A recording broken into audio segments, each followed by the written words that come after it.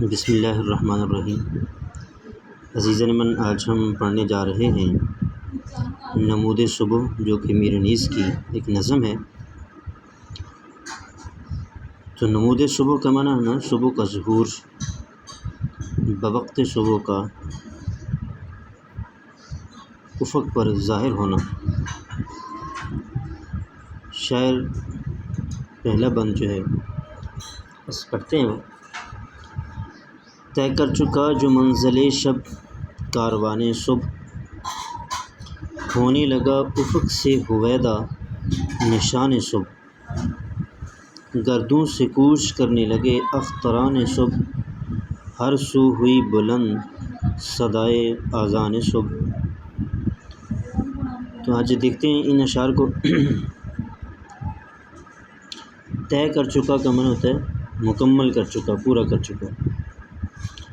منزل شب رات کی منزل، کاروان صبح صبح کا قافلہ۔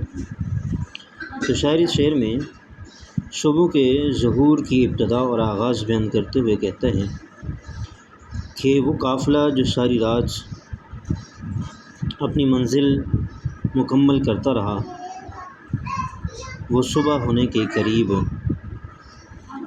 اپنی منزل پر پہنچ گیا۔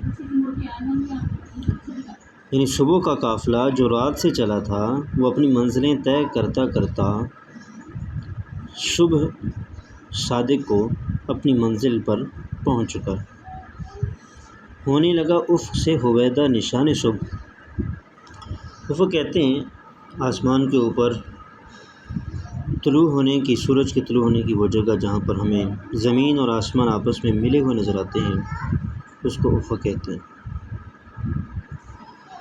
تو ہویدا کا معنی ظاہر ہے۔ ہونے لگا افق سے ہویدا نشان صبح، یعنی صبح کے نشانات۔ شاعر شعر میں بیان کرتے ہوئے کہتا ہے کہ جب صبح کا ظہور ہوتا ہے تو آسمان پر صبح کے نشانات اور نشانیاں اور آثار دکھائی دینے لگتے ہیں۔ گردوں سے کوچ کرنے لگے اختران صبح، گردوں آسمان کو کہتے ہیں، اور کوچ کرنے لگے کہ معنی جانے لگے، رخصت ہونے لگے۔ اختران صبح، ستاروں کو اختر ستاروں کو کہتے ہیں۔ اختران صبح یعنی صبح کے ستارے، رات بھر جو ستارے آسمان پر جگمگاتے رہے اور آسمان کو انہوں نے رونق بخشے رکھی، وہ جب صبح ہونے لگتی ہے تو وہ آسمان پر موجود ستارے جو ہیں وہ وہاں سے کوچ کر جاتے ہیں۔ ہر سو ہوئی بلند صدائے اذان صبح۔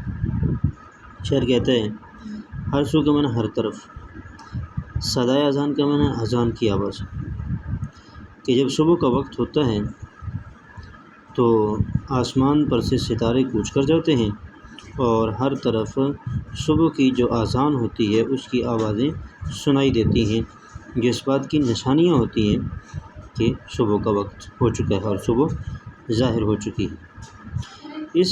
ان دو اشعار کے اندر، چار مصروں کے اندر، شاعر صبح کے ظاہر ہونے کی جو نشانیاں ہیں ان پر بات کر رہا ہے کہ جب صبح کی نشانیاں ظاہر ہوتی ہیں تو آسمان پر روشنی آ جاتی ہے، ستارے غائب ہو جاتے ہیں، اذان کی آوازیں آنا شروع ہو جاتی ہیں اور رات اپنی انتہا کو پہنچ چکی ہوتی ہے۔